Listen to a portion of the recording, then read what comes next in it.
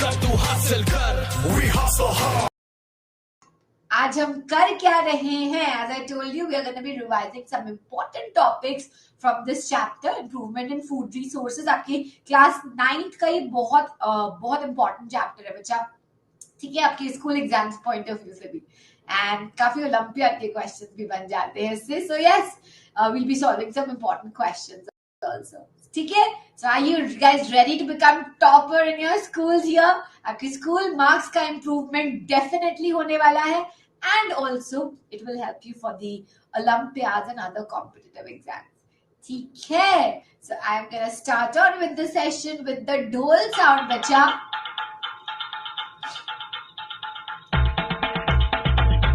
So as I told you, it's a one-shot session on improvement in food resources. पूरा chapter मैं अभी आपको करवाने वाली हूँ. Alright, but before that, let me test you guys. एक छोटा सा बहुत ही easy सा question है. Let me see how much you already know about the chapter. Ready? Chat box में एक बड़ी सी smile दे दो please. मजे मजे में पढ़ना है बच्चा. Okay, ये chapter जो है काफी सारी चीजें हैं. But मैं आपको एक इसका starting में ही I'll give you a summary. But before that, test yourself. So I'm gonna be starting on with a big countdown. जल्दी से इसका आंसर बताइए. Okay, guys. इसका the very first question: which of the following is false about fertilizer? तो false statement को आपको identify करना है. Very effective in obtaining fast results, costly होता है, improves the soil quality if used for a long period of time, या फिर it provides nutrients. So fertilizer के लिए wrong statement बताना है. Easy question है, सोच के देखो. Alright, your time begins in 3, 2, 1 and go. Come on, give it a try.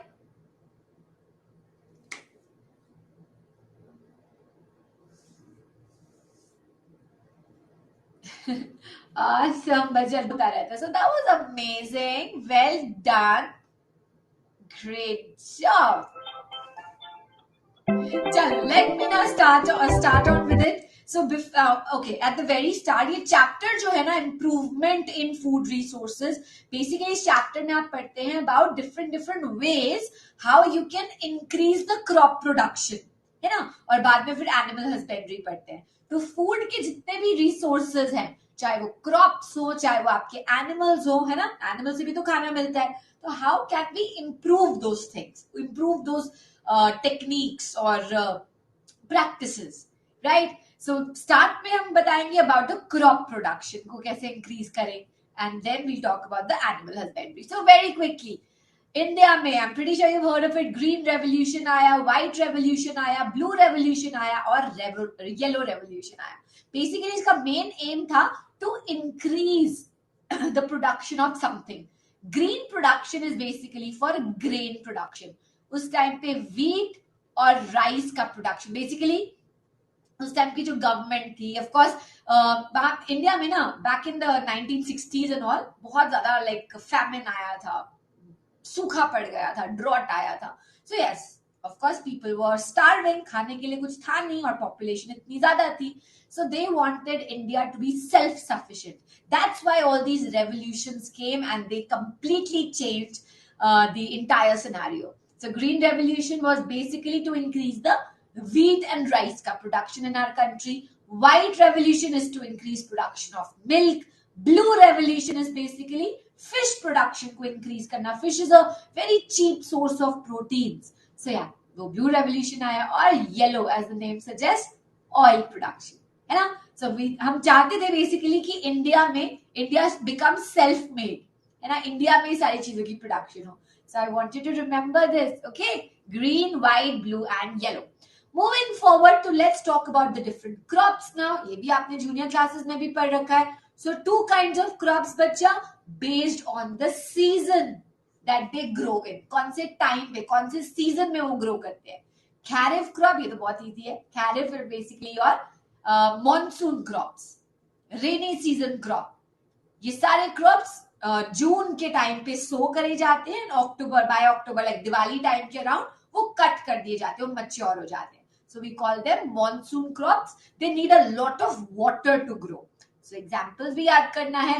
Paddy मतलब rice हो गया, soybean, cotton हो गया, green gram हो गया, maize is also example जो corn होता है. So all these are your kharif crops. Second हो गया rabi. Rabi मतलब winter season. So they are winter crops. We call them winter crops because ये दिवाली के बाद में we sow them, like November वाले टाइम पे हम उनको sow करते हैं, and बैसाखी पोंगल वाले टाइम पे अप्रैल के मंथ में we are going to cut them. So ये पूरा विंटर में ये सारे क्रॉप्स ग्रो करे जाते हैं. Wheat हो गया, pea हो गया, mustard हो गया, linseed हो गया. So they are all winter season crop. ठीक है? So अब let's now talk about हम इनको improve कैसे कर सकते हैं. How can we increase crop production, बच्चा? So there are 3 steps involved, 3 things involved. 3 चीजें involved है. Number 1, crop variety improvement. I'll tell you what it means also. आपने बुक में पढ़ रखा होगा. Crop variety improvement.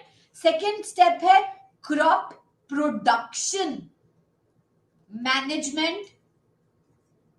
And the last one is crop protection management. जो ध्यान से सुनना है, बहुत इजी है, बट अंडरस्टैंड हम पढ़ क्या रहे हैं. हम चाहते हैं कि हमारे जो फार्मर्स क्रॉप ग्रो कर रहे हैं ना, वो बहुत ज्यादा क्रॉप ग्रो कर सके. So using all these 3 steps they can actually increase और improve the production of the crops जो भी वो ग्रो कर रहे हैं. Crop variety improvement is that first step. मतलब इसके अंदर we study about how to make a good quality seed. Cropping में, एग्रीकल्चर में क्या करना होता है? हम एक सीड लेते हैं, उस सीड को सो करते हैं, उसमें से प्लांट निकलता है, we take care of that plant, और फाइनली उस प्लांट को कट कर देते हैं, हमारा पूरा प्लांट मैच्योर हो जाता है. So this is the first step जिसमें we want to select a good quality seed. उसी सीड पे डिपेंड करेगा बच्चा कि प्लांट कैसा निकलेगा. तो भी हम चाहते हैं वो सीड अच्छी क्वालिटी का हो. ठीक है? This is your crop variety improvement. Of course, there are different ways how we can create a good quality seed. जिसमें हम पढ़ने वाले हैं about hybridization का method.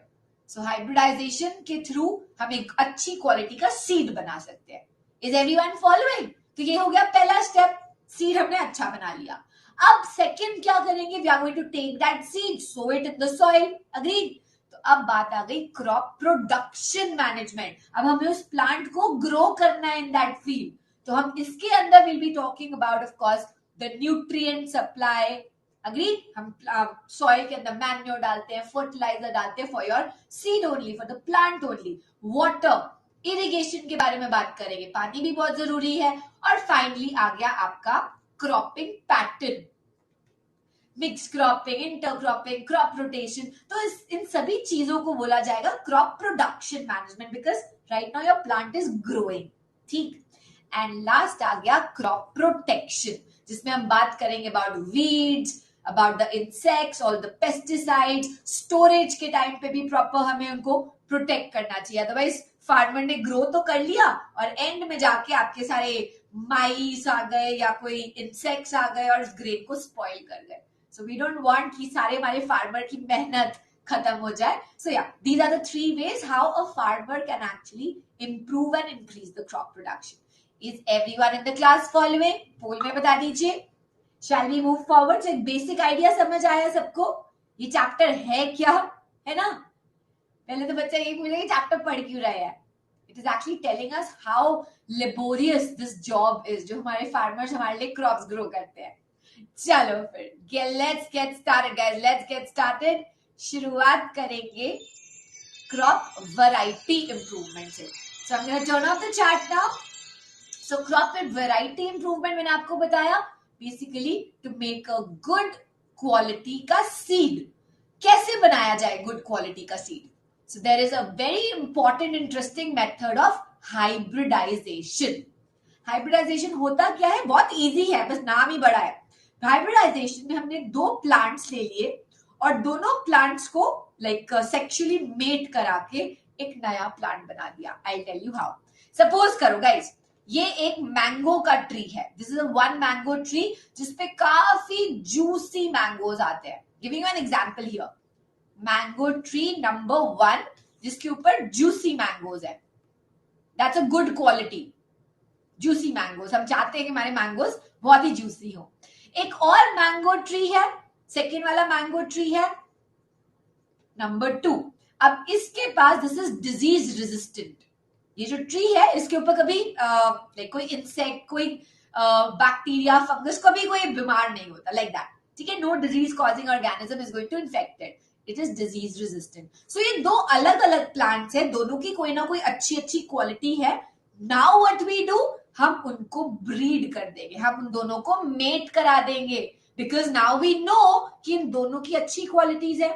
सो यस, उन दोनों को सेक्सुअली रिप्रोड्यूस कराया, सेक्सुअल रिप्रोडक्शन कराया हमने आर्टिफिशियली इन दोनों के बीच में. And the new plant that we get will have both the characteristics. बच्चा, इसके ऊपर जो मैंगोज आएंगे वो जूसी मैंगोज होंगे और साथ साथ the same plant is going to be disease resistant. समझ पा रहे हो? This is what we want. So we have actually produced a good quality seed जिसके अंदर दोनों अच्छी क्वालिटीज है ऑफ द पेरेंट प्लांट. बात समझ आया? This process is called hybridisation.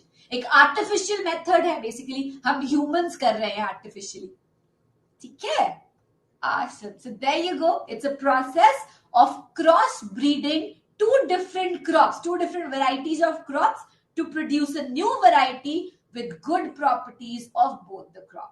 तो हम बात करें एक अच्छा सीड बनाने का. So it's of 3 different types बच्चा. हाइब्रिडाइजेशन 3 टाइप की होती है. इंटरवैराइटल मतलब आपने 2 अलग अलग वैरायटीज ले ली. आपने राइस देखा है बच्चा? राइस ना अलग अलग वैरायटी का होता है. कोई ब्राउन राइस है, कोई वो छोटा छोटा राइस है, कोई पूरा लंबा लंबा बासमती राइस है. सो डिफरेंट डिफरेंट वैरायटीज की राइस होती है. आपने 2 अलग अलग वैरायटी के प्लांट्स लिए, दोनों को क्रॉस ब्रीड कर दिया and you get intervarietal hybridization there. ठीक है. सो अगेन इसमें नाम में लिखा हुआ है इंटरवैराइटल मतलब 2 डिफरेंट वैरायटीज को हमने क्रॉस ब्रीड करा. इंटरस्पेसिफिक मतलब हमने 2 अलग अलग स्पीशीज, 2 डिफरेंट स्पीशीज को हमने क्रॉस ब्रीड कर दिया. So it's right there in the name, specific species. ठीक. और लास्ट आ गया हमारा इंटरजेनेरिक मतलब 2 अलग अलग जेनेरा, जीनस ही अलग कर दिए. जैसे हमने एक वीट एक अलग जीनस में आता है और राई मस्टर्ड अलग में आता है, उन्हीं दोनों को कर दिया. सो 2 अलग अलग जीनस को हमने, जेनेरा को हमने क्रॉस ब्रीड कर दिया. That's how you get triticale. It's a type of wheat जिसके अंदर दोनों वेराइटीज है. वीट का भी क्वालिटीज है, राई का भी क्वालिटी है. That's all. Understood guys? Chat box is open. किसी को कोई doubt? Can I take you to some quizzes now? So इसके hybridization के through we have actually produced a good quality seed. Ready? Come on, give me a thumbs up in the chat box. Ready for a quiz? तो ये हमारा पहला step done हो गया. I'm gonna turn off the chat box. Let's begin. Awesome guys, awesome. Countdown is on. Alright, जल्दी से इसको बताओ. Which of the following revolution is related to increase in oil production? तो oil को increase करने के लिए, oil production increase करने के लिए कौन सा revolution आया था? Yellow, white, blue या green? जल्दी बता दो. 15 seconds for this बच्चा. Your time begins in 3, 2, 1 and go.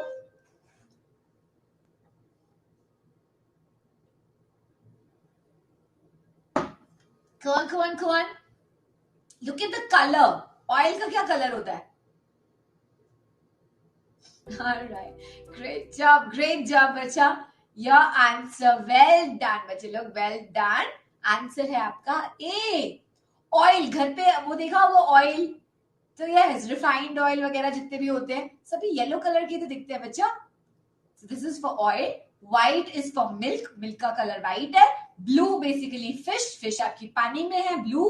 And green is basically for your grains, wheat and rice.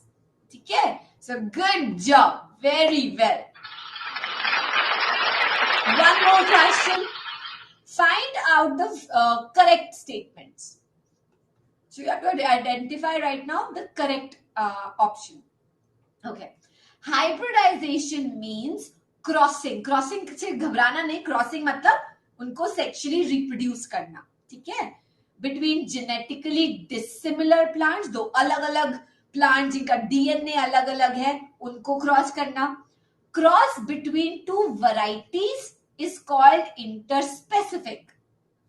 Introducing genes of desired character into a plant gives genetically modified crop. या cross between plants of two species is called intervarietal. So इसमें से दो options correct है बच्चे, please identify करो. 1 and 3, 2 and 4, 2 and 3 या 3 and 4. Search low. I'll give you some time here. 30 seconds का timer is on, guys. Your time begins now. जल्दी से बताओ.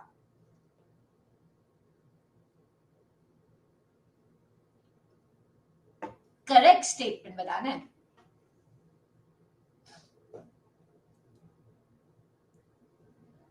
Come on, go for it. 15 more seconds है हमारे पास.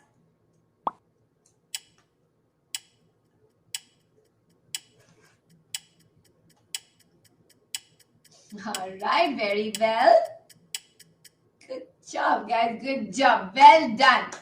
Look at that. Amazing. Your answer is the A one, not C. A it is. Not B, not D. Basically, correct statement बताना था. 1 and 3 are the correct ones, बच्चा. So hybridization मैंने आपको बताया ना, एक मैंगो ट्री है, वो दूसरा है, या एक वीट है, एक राय है. So अलग अलग प्लांट जिनका डीएनए अलग अलग है, जेनेटिकली डिसिमिलर है, उनको क्रॉस करके एक के अंदर अच्छी क्वालिटी है, दूसरे के अंदर कुछ और अच्छी क्वालिटी है. This is hybridization. So it's a true statement. उसके बाद आई टोल्ड यू, वैरायटीज के बीच में दो अलग अलग वैरायटीज को जब क्रॉस करते हो उसको इंटरवेराइटल बोलते हैं, नॉट स्पेसिफिक. सिमिलरली जब दो अलग अलग स्पीशीज को करते हैं we call it interspecific, not intervarietal. तो यहाँ पर दोनों स्टेटमेंट्स रॉन्ग है. सेकेंड और फोर्थ कंप्लीटली रॉन्ग है. थर्ड स्टेटमेंट में वो क्या कह रहा है, सपोज एक प्लांट है, उसके अंदर में एक अच्छी क्वालिटी का जीन उसके अंदर इंट्रोड्यूस कर दूं, then this plant will be called genetically modified plant और genetically modified crop. So this is also a way of producing good seeds. So that was superb, guys. And with that, your first milestone is achieved. Very good. So it's time for me to show you your सबसे पहला report card of the day. I hope you guys are ready. First report card coming up. Yes, अभी बहुत सारे quizzes बाकी हैं बच्चा, but think about it. आपको पता है आपके जो स्कूल एग्जाम्स है ना, they are made for selection while the competitive exams are made for elimination. इसका मतलब क्या हुआ? बेसिकली आपके स्कूल में जिस तरह के क्वेश्चंस पूछे जाते हैं ना, आपने एक चैप्टर पढ़ लिया और आपका स्कूल में एग्जाम है, तो क्वेश्चंस इस तरह पूछे जाते हैं कि सारे बच्चे पास हो जाएं, है ना. So the questions का frame is such and पढ़ाने का तरीका, स्कूल में पढ़ाने का तरीका is such कि सारे बच्चे टॉपर बन जाए. बट हमारे कॉम्पिटिटिव एग्जाम्स के अंदर जो एग्जाम आता है, जो पेपर आता है, वो ये नहीं चाहता है, वो वैसा पेपर नहीं आता कि सारे पास हो जाएंगे. वो चाहते हैं सिर्फ जो आपके टॉप वाले बच्चे हैं, वो पूरा छट के सिर्फ टॉप वाले बच्चे उन कॉलेजेस में, उस एस्टीम्ड प्रेस्टिजियस कॉलेजेस में एडमिशन लें. So do you agree, school exam का जैसा पेपर आता है और जो कॉम्पिटिटिव एग्जाम्स का पेपर आता है, they are like poles apart. Like paper का फ्रेमिंग, पेपर का क्वेश्चंस, सब कुछ बिल्कुल अलग होता है. सो जाहिर सी बात है, your approach to those exams should be different. ऐसा तो नहीं हो सकता कि आप स्कूल मार्क्स के लिए, स्कूल एग्जाम्स के लिए पढ़ रहे हो, जो आपके बुक्स में है बस आपको उतना ही पढ़ना है और उससे आप कंपटीशन क्रैक कर जाओ. ऐसा बिल्कुल नहीं हो सकता है. सो यस, उनका जब आपका गोल डिफरेंट है, सो of course the approach should also be different. So for that you need a strong foundation बच्चे. If you actually want to get into those dream IIT colleges or NEET colleges, you have to make sure कि आपका जो strong, जो foundation है, जो base है, जो concept understanding है, वो बहुत ज्यादा strong होनी चाहिए. रट्टा मार के कोई competition कभी clear नहीं कर पाया. Remember that. अच्छा, so here at Vedantu बच्चा, so amazing. It's of course, let me tell you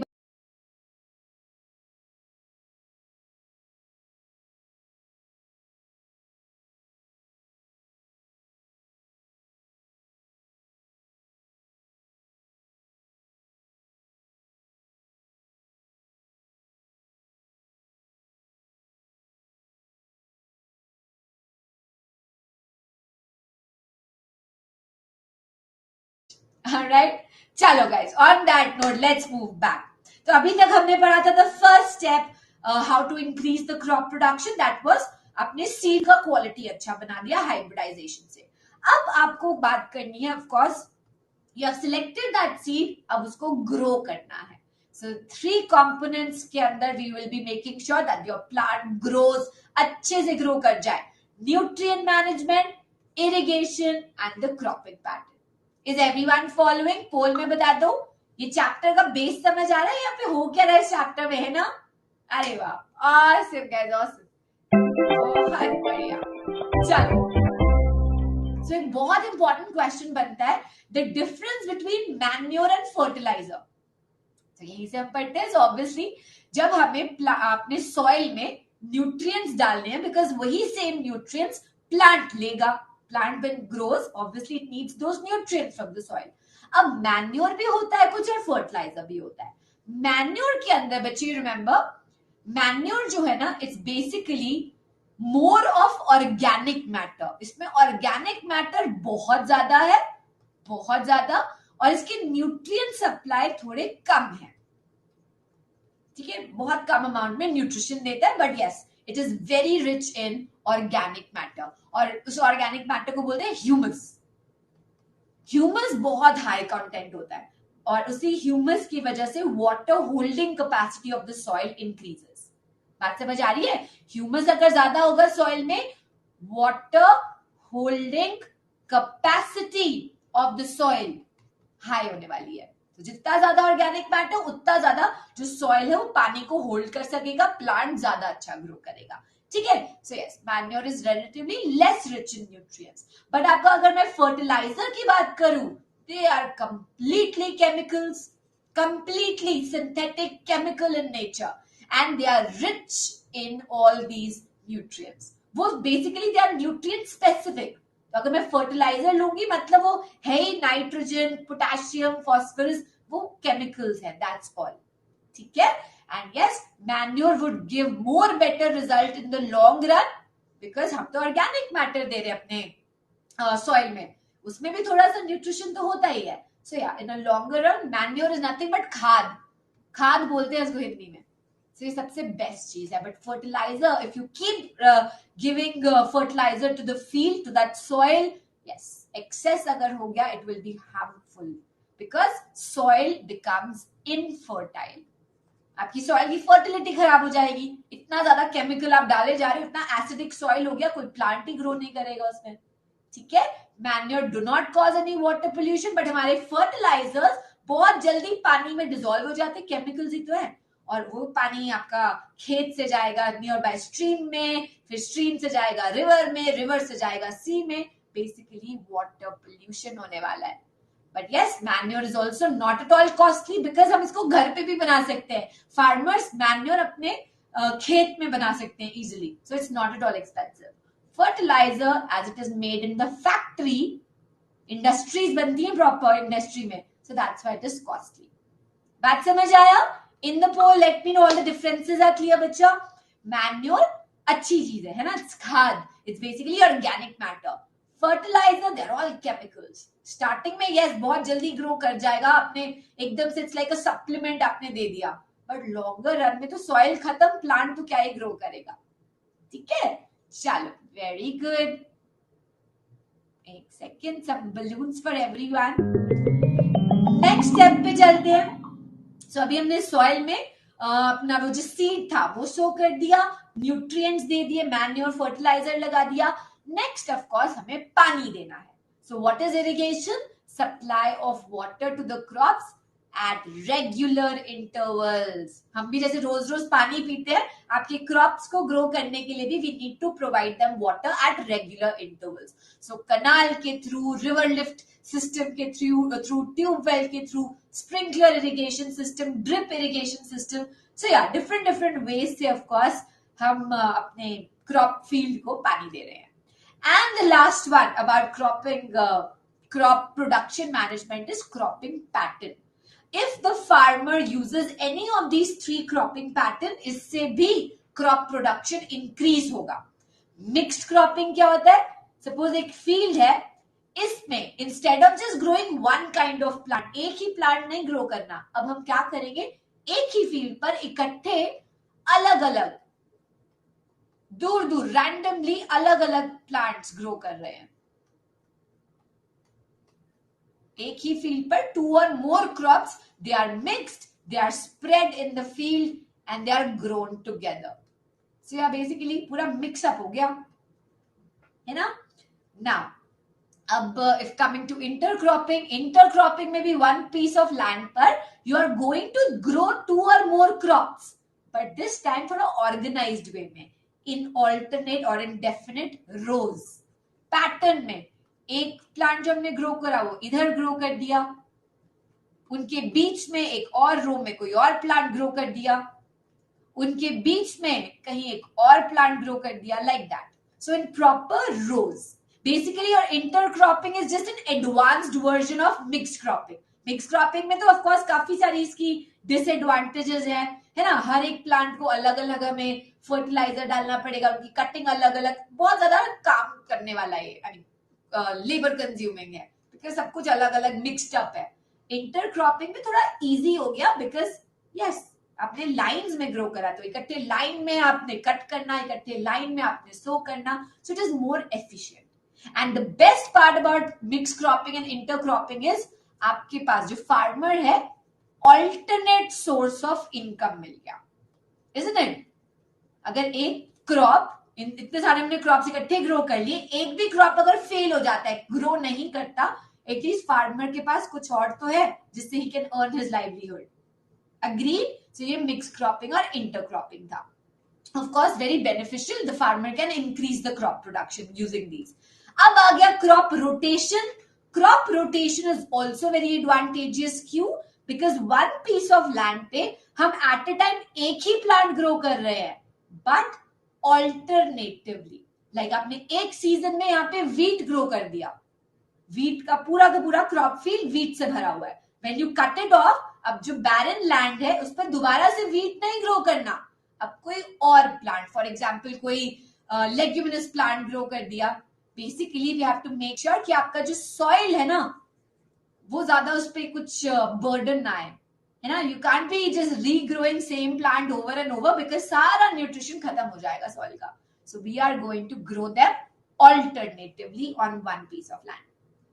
समझ आया? चैट बॉक्स इज ओपन, बता दीजिए। So this was all about crop production management, कि हम किस वे से अपने क्रॉप का प्रोडक्शन को इंक्रीज कर सकते हैं, मैन्योर फर्टिलाइजर डाल के, पानी के डिफरेंट मेथड से, या फिर हमारा cropping pattern. Understood? Can I move forward to the last step? How the farmer can actually increase his crop production? Sorry, ये रहा crop protection. Of course, we need to protect the crops also from the weeds. Weeds पता क्या होते हैं? Unwanted plants. तो अपने आप से जो plants grow कर जाते हैं, हम we don't want to grow them, but हमारे crop field के बीच में अपने आप से these jungly wild plants, they just come up on their own. So remember xanthium, parthenium, they are all examples of the weed. ठीक है बच्चे, examples याद करने ये भी काफी important है। And weedicides are those chemical sprays. ये chemicals है। So जो farmer है अपने crop को protect भी तो करेगा, so they keep spraying these weedicides, pesticides, insecticides, fungicides, herbicides to kill those जो भी extra चीजें grow कर गई। इंसेक्ट्स और पेस्ट से बचाना। वी डोंट वांट हमारा प्लांट पूरा ग्रो कर जाए और एंड में जाकर उसके ऊपर कोई फंगस अटैक हो जाए, बैक्टीरियल इन्फेक्शन हो जाए, हम नहीं चाहते। डिजीजेस से भी प्रोटेक्ट करना है। Understood? So that is how we can actually. बच्चे वीड क्या होते हैं मैं दोबारा से बता देती हूँ, if you have any confusion. Weed unwanted plant है। लाइक हमने नॉर्मल, सपोज करो इस खेत में, इस फील्ड में हमने वीट का प्लांट ग्रो करा, जो फार्मर था उसको वीट ग्रो करना था तो उसने ग्रो करा, पूरा क्रॉप फील्ड पर वीट ग्रो हो रहा है, बट अपने आप से कई बार, रिमेंबर आपने ये तो अपने जूनियर क्लासेस में कर रखा होगा, सीड डिस्पर्सल विंड के थ्रू। सो कोई सपोज करो एक अनवांटेड प्लांट का एक सीड है, वो इस क्रॉप फील्ड में आ गया, अब क्या होगा, वो भी it will also start growing. This is unwanted, हमें नहीं चाहिए, वो फार्मर को नहीं चाहिए, अपने आप से ग्रो करने लग गया and now it will compete, competition होने वाला है बिकॉज जो सारा पानी और all that nutrition, all that water जो भी फार्मर ने अपने क्रॉप ग्रो करने के लिए लिया था, now this unwanted plant weed will start taking it from the soil. जो आपका न्यूट्रिशन प्लांट हमारे क्रॉप्स को जाना चाहिए था, now this weed is going to be taking that nutrition. It will compete for sunlight, it will compete for space, water, nutrition. So yeah, because of these weeds, आपका जो crop, हमने real का जो crop grow करा था, अब वो थोड़ा सा उसको न्यूट्रिशन नहीं मिलेगा. I hope it is clear. चलिए फिर, and with that the last part of this chapter, animal husbandry. तो अभी तक हमने बात करा क्रॉप को कैसे इंक्रीज करें, उसकी प्रोडक्शन को इंप्रूव करें, बिकॉज क्रॉप से तो हम खाना खाते हैं, वो प्लांट्स दे रहा है, बट नाउ एनिमल्स भी तो खाना देते हैं. Cattle farming. So cattle farming is basically rearing, growing of your kettles. दो टाइप की कैटल्स हो सकती है. एक तो या तो हम मिल्क के लिए लेंगे, which are called milked animals, या फिर लेबर पर्पस के लिए होगा. ठीक है, दो टाइप के लिए हम कैटल फार्मिंग करते हैं. पोल्ट्री फार्मिंग अगर मैं बात करूं, this is for your hen and all, है ना, all the birds, basically egg production और मीट के लिए. तो ये सारे एनिमल्स भी हमें खाना दे रहे हैं, so that's why we are growing them, rearing them also. Fish production, of course pisciculture, fish farming बोलते हैं उसको. एंड यहाँ पर हम रियर वर्ड समझते हो, रियर, रियरिंग मतलब growing them, growing them, taking care of them, है ना, नर्चरिंग देम. सो रियरिंग का मतलब ये होता है. सो फिश को हम रियर कर रहे हैं. बी कीपिंग में हम बी को रियर कर रहे हैं बिकॉज बी से हमें हनी मिलता है और बी वैक्स मिलता है, which is again beneficial. That's all. ठीक है, this is all what your chapter is. Time for me to take you to another set of quizzes. Ready हो जाओ everyone, come on, I want all of you to participate.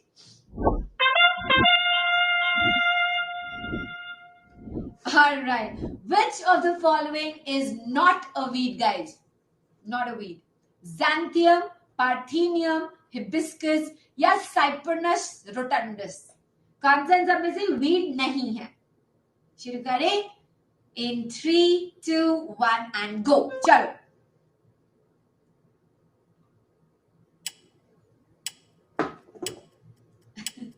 All right. Keep marking. Very good. And your answer is actually hibiscus. Good job. Well tried though. Well tried guys. Answer is your C1. Hibiscus पता क्या होता है? Hibiscus is a plant जो आप नीचे अपने घर के बाहर भी शायद देखते हो. This is China rose. बड़े बड़े इसकी petals होती हैं, पिंक कलर की, बड़ा सा इसमें से वो निकल रहा होता है एक उसका basically the different female and male reproductive part. यहाँ पर छोटे छोटे छोटे छोटे येलो कलर के स्टेमन्स होते हैं एंड एक बड़ा सा पिस्टल होता है. That's your hibiscus. ठीक है, पिंक कलर एंड अलग अलग कलर्स में आता है ये. Anyway, so that is not a weed. बाकी सारे एग्जांपल्स है वीड के. ठीक है बच्चा, so good job again. One more question. Which of the following is not a good management technique in poultry farming? तो पोल्ट्री फार्मिंग के लिए कौन सा अच्छा टेक्निक नहीं है? Maintenance of temperature at 15 degree, prevention of diseases, maintenance of hygiene, control of paste. तो जब हम रियरिंग करते हैं ना एनिमल्स की, चाहे पोल्ट्री फार्मिंग हो, कैटल फार्मिंग हो, we have to take care of 3 things. हमें उनका शेल्टर देखना है कि कहाँ पे वो रह रहे हैं. We have to take care of their food, क्या खाना खा रहे हैं. And we have to take care of their, of course, diseases, of their hygiene. तो इन तीनों चीजों का ध्यान रखना पड़ता है when a farmer is rearing those animals, taking care of those animals. So poultry farming में कौन सी अच्छी टेक्निक नहीं है? टाइम शुरू करेंगे in 3, 2 and 1. Go guys. Try तो करो. Give it a try.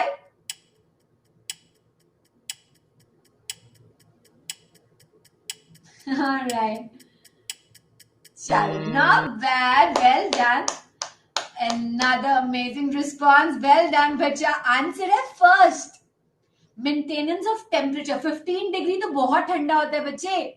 उनका शेल्टर का temperature should be around 34 degree Celsius, not 15 degree. 15 degree में बहुत ठंडा होता है. We want to keep their shelter warm. ठीक है. Of course we need to prevent them from disease. Of course we need to maintain a proper hygiene of their food, and of course we need to control all the pest and all. हम नहीं चाहते हमारे वो सारे poultry बीमार हो जाए. सो this was the wrong answer. ठीक है. सो 25 to 35 का टेम्परेचर होना चाहिए. So with that, our final milestone of the day, बच्चा, key to be successful, बच्चा, nothing can beat that. अगर आपका कॉन्सेप्ट क्लियर है, जिस मर्जी फॉर्म में ट्विस्ट करके क्वेश्चन आपके सामने आ जाए, you will be able to crack it. All right. So thank you so much for this amazing performance, amazing participation, and yes,